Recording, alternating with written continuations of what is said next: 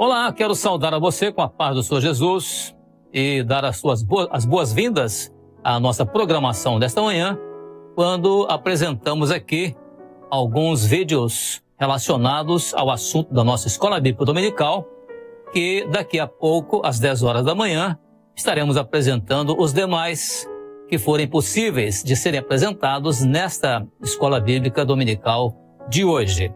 E agora, nós estamos aqui também nessa programação, participando aos nossos irmãos e nossos amigos, dando uma interação, uma satisfação daquilo que são os vídeos relacionados à Escola Bíblica da parte da manhã. E nós vamos começar com as perguntas relacionadas à Escola Bíblica de hoje. Vamos adiantar algumas informações de vídeos dos nossos irmãos. E a nossa primeira pergunta que nós vamos fazer é a seguinte. Vamos lá. A primeira pergunta é, pergunta 1, letra A. Nos últimos assuntos tratados na EBD, Escola Bíblica Dominical, tivemos a oportunidade de rever 3 dos 4 princípios básicos da reforma religiosa do século XVI, que haviam sido substituídos por dogmas da Igreja Romana, motivo da reforma protestante, principalmente por Lutero, um homem da parábola do tesouro escondido, capítulo 13 de Mateus. E a nossa colocação aqui nos traz a seguinte tarefa.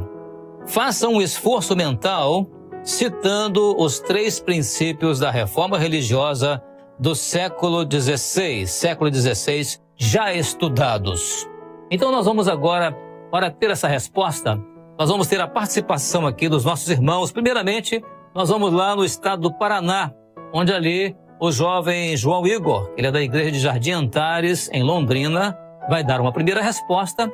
E, na sequência, vamos para o estado do Rio de Janeiro, onde ali a jovem Annelise, que ela é do grupo de jovens da Igreja do Catete, no Rio de Janeiro, no estado do Rio de Janeiro, ela também vai dar uma resposta a esta nossa primeira pergunta. Vamos então estar atentos às palavras dos nossos irmãos.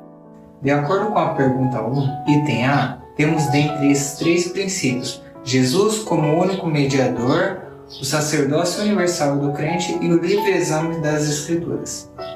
Resposta. Jesus, o único mediador. 1 Timóteo 2,5. Porque há um só Deus e um só mediador, entre Deus e os homens, Jesus Cristo, homem. Sacerdócio universal do crente. Atos 12,5. Pedro, pois era guardado na prisão, mas a igreja fazia contínua oração por ele a Deus. O livre exame das Escrituras. João 5,39. Examinais as Escrituras, porque vós cuidais ter nelas a vida eterna, e são elas que de mim testificam. João Igor, que maravilha! Você usou de memória a expressão Jesus como único mediador, o sacerdócio universal do crente e o livre exame das Escrituras. Esse foi o esforço mental. Muito bem colocado, juntamente com a Annelise, quando também a Annelise fez o esforço mental, citando os 3 princípios doutrinários da reforma. E ela, naturalmente, só se voltou para a leitura quando citou os textos de 1 Timóteo 2,5, Atos 12, verso 5 e João, capítulo 5, verso 39. Ou seja, um texto para cada princípio doutrinário. Muito boa a colocação dos nossos irmãos na primeira resposta a esta nossa primeira pergunta. Agora vamos à nossa segunda pergunta. E a nossa segunda pergunta é a pergunta 1, letra B. Ela diz assim, letra B. Com a entrada dos dogmas colocados pela Igreja Romana, em substituição à doutrina bíblica de salvação, quais foram as pessoas da Trindade dispensadas com base nos 3 princípios já citados da doutrina evangélica? E a nossa tarefa consiste em fazer um resumo. Resuma. Então vamos agora ter esse resumo dessa resposta através dos nossos irmãos que vão falar para nós agora na resposta da primeira pergunta, letra B. Então, primeiramente, nós vamos lá para São Paulo, onde ali o obreiro, nosso irmão obreiro, o Alail, ele é do grupo de obreiros da igreja de Novo Osasco, em São Paulo. E depois iremos para o estado do Espírito Santo, onde ali a jovem Natália, do grupo de jovens da igreja lá do interior da região próxima ao Manaim, em Marechal Floriano. Então ali a Natália vai completar também esta resposta à nossa pergunta 1, letra B. Vamos então estar atentos aos nossos irmãos. A primeira pessoa da Trindade é o Pai. E a doutrina de salvação, associada à figura do Pai, é a palavra. O dogma criado pela Igreja Romana para substituir a doutrina do Pai foi a proibição de ler a Bíblia. A segunda pessoa da Trindade é o Filho, e a doutrina de salvação, associada ao Filho, é a de mediador. O dogma criado pela Igreja Romana para substituir a doutrina do Filho foi a de santos mediadores. A terceira pessoa da Trindade é o Espírito Santo, e a doutrina de salvação, associada à figura do Espírito Santo, é o sangue. O dogma criado para substituir a doutrina do Espírito Santo, a doutrina de salvação do Espírito Santo, é a mediação humana. Como texto base, nós deixaremos a segunda carta de Paulo ao Timóteo, capítulo 4, versículo 3 e 4, que diz: porque virá tempo em que não sofrerão a sã doutrina, mas tendo comichão os ouvidos, amontoarão para si doutores, conforme as suas próprias concupiscências, e desviarão os ouvidos da verdade, voltando às fábulas.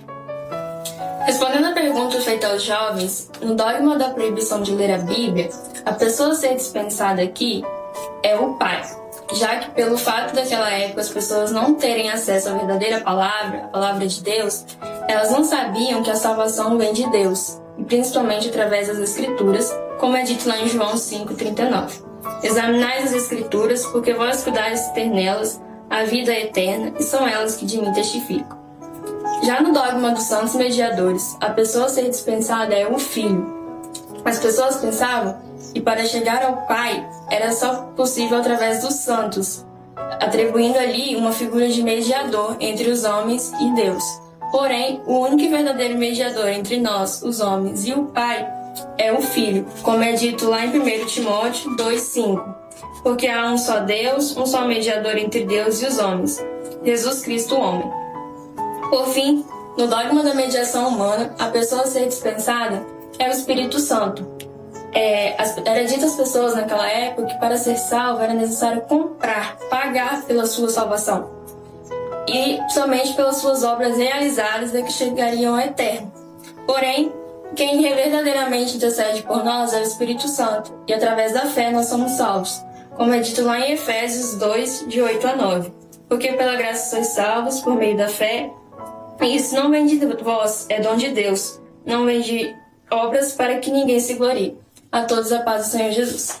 Alail, a resposta foi colocada em muito boa sequência da pergunta, ou seja, para cada dogma criado, a pessoa da Trindade que foi dispensada pelo dogma criado pela Igreja Romana e a respectiva doutrina de salvação que havia sido substituída por aquele dogma. E você encerrou muito bem ao colocar ali a segunda carta de Paulo a Timóteo, capítulo 4, versos 3 e 4. Mas também a Natália fez questão de pontificar que as pessoas que não conheciam o Pai, porque elas não conheciam porque não tinham o conhecimento da palavra.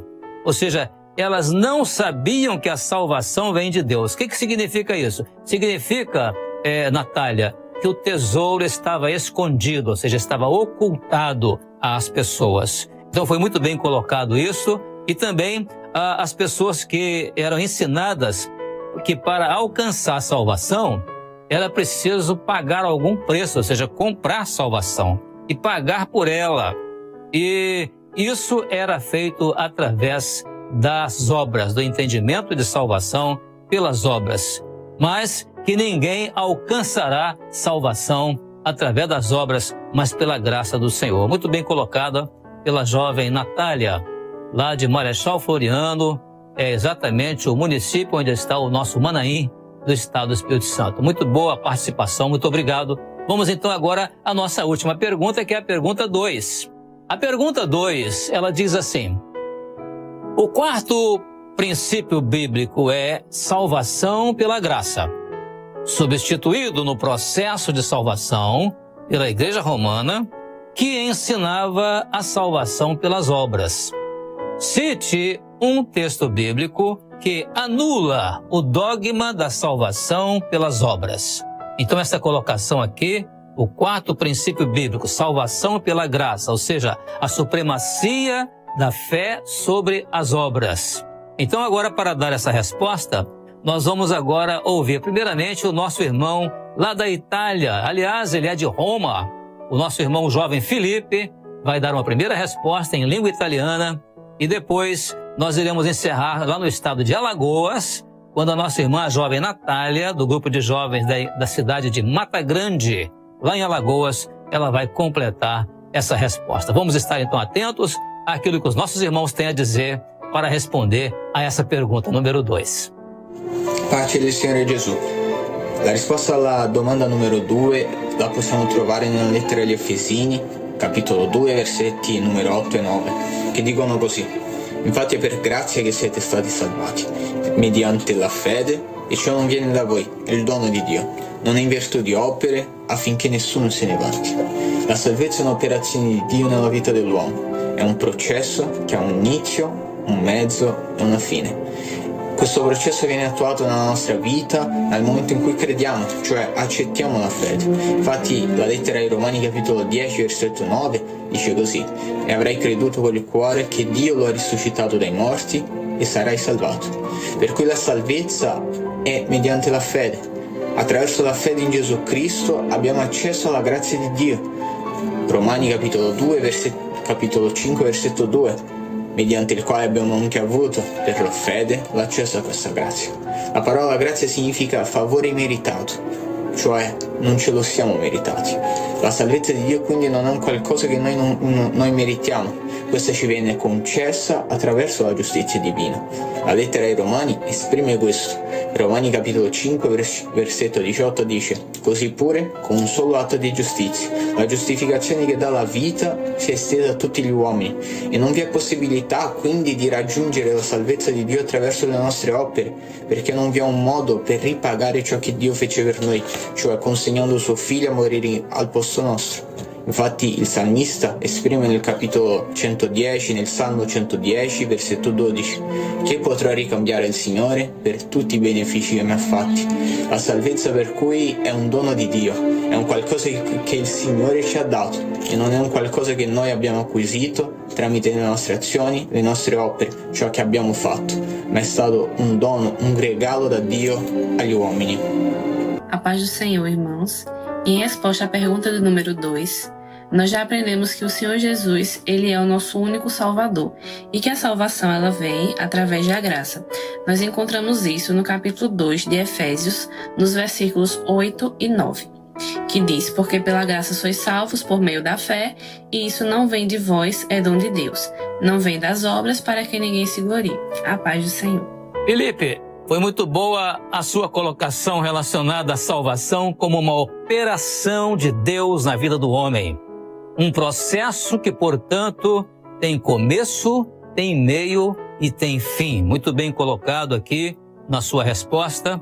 E também a salvação de Deus não é algo que merecemos, e porque ela nos foi concedida como uma forma, uma maneira de Deus exercer a justiça dele em favor das nossas vidas. Por isso a palavra graça é exatamente isso, o favor não merecido, a justiça que nós não merecíamos, mas Deus nos justificou e hoje nós somos justificados pela fé no Senhor Jesus. Muito bem respondido pelo nosso irmão Felipe, lá da nossa igreja de Roma, na Itália. E também a Natália, ela simplesmente fez questão de pontificar o aspecto resumido da nossa pergunta, quando ela disse que Jesus, o nosso único Salvador, e a salvação vem somente pela graça. Duas coisas. Jesus é o único Salvador e a salvação vem somente pela graça. E citando Efésios capítulo 2, verso 8 e 9, porque pela graça sois salvos por meio da fé, e isso não vem de vós, é dom de Deus, não vem das obras, verso 9, para que ninguém se glorie. Muito bem colocado pelos nossos irmãos essa resposta. Nós assim então, irmãos, chegamos ao final desta apresentação, agora pela manhã, que antecede a Escola Bíblica Dominical, onde aqui nós queremos manifestar o nosso agradecimento aos nossos irmãos, jovens e senhoras e obreiros que têm participado conosco, enviando seus vídeos. Continuem enviando seus vídeos e o nosso contato é exatamente esse que os irmãos estão vendo aí. Podem enviar para contato@radiomanaim.com.br. Enviem os vídeos. Preferimos que os irmãos não enviem vídeos longos, né? E outras vezes até os irmãos querem responder todas as perguntas num vídeo só. Não, façam os vídeos separados, que aí nós temos a oportunidade de fazer as escolhas e de distribuir melhor a participação dos nossos irmãos. Eu quero ainda, antes de encerrar essa parte, lembrar que daqui a pouco nós teremos a Escola Bíblica Dominical, às 10 horas da manhã, e você é nosso convidado para continuar conosco neste canal e participar conosco da Escola Bíblica Dominical. Um forte abraço a todos, a paz do Senhor Jesus.